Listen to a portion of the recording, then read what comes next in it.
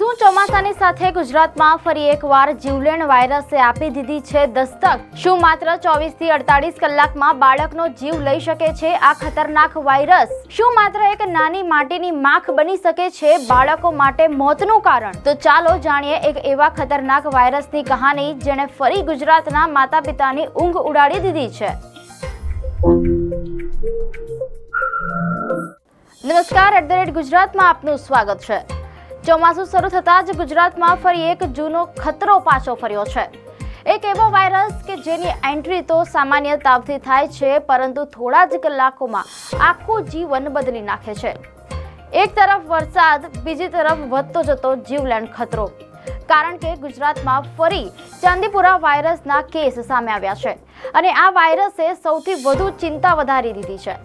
નાના બાળકો માટે સૌથી વધુ ચિંતા વધારી છે. દરેક માતા પિતાએ આ સ્ટોરી જોવી જરૂરી છે, કારણ કે જે લક્ષણોને આપણે સામાન્ય વાયરલ તાવ સમજીને અવગણીએ છીએ, એ જ લક્ષણો ક્યારેક જીવલેણ ચાંદીપુરા વાયરસનો સંકેત પણ હોઈ શકે છે.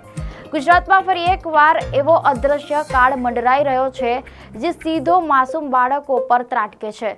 આ કોઈ સામાન્ય તાવ નથી, આ છે ચાંદીપુરા વાયરસ. આંકડા સાંભળીને તમે ધ્રુજી જશો. મીડિયાના અહેવાલ મુજબ આ બીમારીનો ડેથ રેટ 85% છે.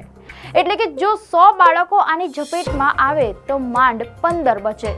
અને સૌથી ભયાનક વાત, ડંખ વાગ્યાના માત્ર 24 થી 48 કલાકમાં જ બાળક જીવ ગુમાવી દે છે.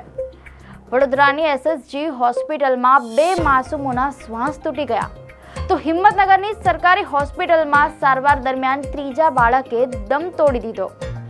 સ્થિતિ એટલી બધી ગંભીર છે કે હોસ્પિટલમાં એક આખો અલાયદો વોર્ડ તૈયાર કરવો પડ્યો છે. દર્શક મિત્રો, પંચમહાલ જિલ્લાના ગોધરા તાલુકાના 2 ગામોમાં વિંજોલ અને જીતપુરા અચાનક 2 બાળકોના રિપોર્ટ પોઝિટિવ આવે છે અને જોતજોતામાં એમના ગુંજતા હાસ્ય કાયમ માટે શાંત થઈ જાય છે. પરંતુ આ પહેલી વાર નથી કે ચાંદીપુરા વાયરસે ગુજરાતને ડરાવ્યું હોય. છેલ્લા 2 દાયકામાં જ્યારે પણ ચોમાસું આવ્યું છે, ત્યારે મધ્ય ગુજરાતના કેટલાક વિસ્તારોમાંથી આ વાયરસના કેસો સામે આવ્યા છે. એટલે જ દર વર્ષે વરસાદની સાથે આરોગ્ય વિભાગ પણ ખાસ સતર્ક થઈ જાય છે, કારણ કે આ વાયરસ દેખાતો નથી, પરંતુ તેની અસર ખૂબ ઝડપથી દેખાઈ શકે છે. પરંતુ સૌથી મોટો સવાલ એ છે કે દર વર્ષે ચોમાસું શરૂ થતાં જ આ વાયરસની ચર્ચા કેમ શરૂ થઈ જાય છે? હકીકતમાં વરસાદ પછી વધતો ભેજ, ગંદકી અને કાચા વિસ્તારોમાં સેન્ડ ફ્લાય માટે અનુકૂળ વાતાવરણ તૈયાર થાય છે. પરિણામે આ જીવલેણ વાયરસનો ખતરો પણ વધી જાય છે. એટલે જ આરોગ્ય નિષ્ણાંતો ચોમાસાની શરૂઆતથી જ ખાસ સતર્ક રહેવાની સલાહ આપે છે, કારણ કે અહીં એક નાની બેદરકારી પણ માસૂમ બાળક માટે મોટું જોખમ બની શકે છે. દર્શક મિત્રો, સવાલ એ છે કે આખરે આ ચાંદીપુરા વાયરસ છે શું? શું આ એક બાળકથી બીજા બાળકોમાં ફેલાય છે કે પછી તેનું પાછળ કોઈ બીજું કારણ જવાબદાર છે? મીડિયા અહેવાલ મુજબ નિષ્ણાંતોના જણાવ્યા અનુસાર ચાંદીપુરા વાયરસનો મુખ્ય વાહક છે સેન્ડ ફ્લાય, એટલે કે માટીની માખી. આ માખી કરડે ત્યારે વાયરસ શરીરમાં પ્રવેશે છે. સામાન્ય રીતે કાચા મકાનો, ભેજવાળા અને ગંદકીવાળા વિસ્તારોમાં તેનો ઉપદ્રવ વધુ જોવા મળે છે. શરૂઆતમાં સામાન્ય તાવ જેવો લાગતો રોગ થોડા જ કલાકોમાં ગંભીર બની શકે છે.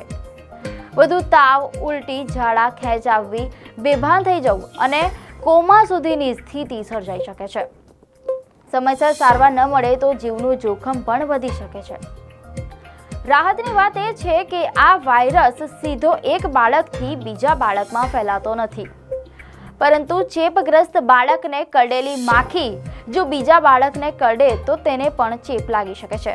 પરંતુ સૌથી ચિંતાજનક વાત એ છે કે શરૂઆતમાં મોટાભાગના માતા પિતાને લાગે છે કે બાળકને સામાન્ય વાયરલ તાવ આવ્યો છે.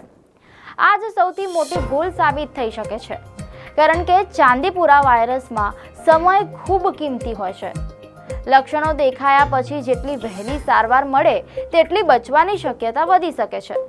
તેથી નિષ્ણાંતો ઘરની આસપાસ સ્વચ્છતા રાખવા, પાણી ભરાઈ ન રહે તેની કાળજી લેવા, મચ્છરદાનીનો ઉપયોગ કરવા અને બાળકોને કીટકોના કરડવાથી બચાવવા માટે સલાહ આપી રહ્યા છે. જો બાળકને અચાનક ઊંચો તાવ, ઉલટી અથવા ખેંચ આવે તો વિલંબ કર્યા વગર હોસ્પિટલ પહોંચવું જરૂરી છે. આ વાયરસનો ઇતિહાસ પણ રોમાંચક છે. એનો જન્મ થયો હતો 1965માં મહારાષ્ટ્રના નાગપુર જિલ્લાના ચાંદીપુરા ગામમાં, જ્યાં 2 બીમાર બાળકોના લોહીમાંથી પહેલીવાર આ વાયરસ પકડાયો અને એનું નામ પડ્યું ચાંદીપુરા વાયરસ.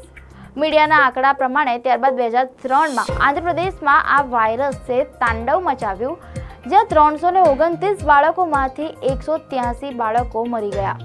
આ ઇતિહાસનો સૌથી મોટો આંકડો છે.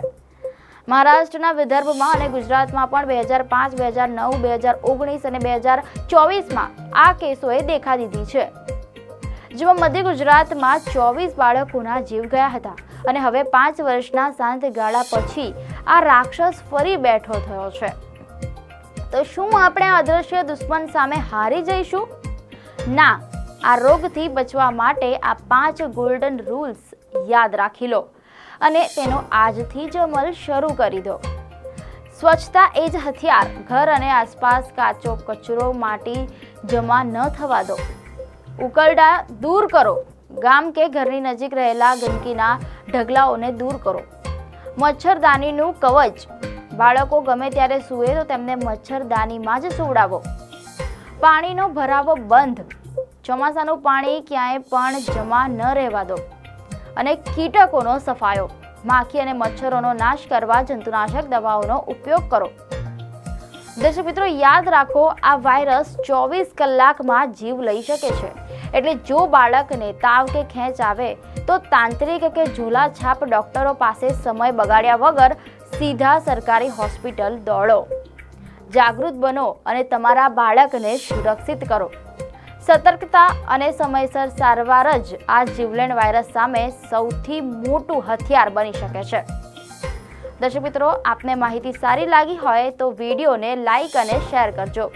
ચેનલને સબસ્ક્રાઇબ કરજો.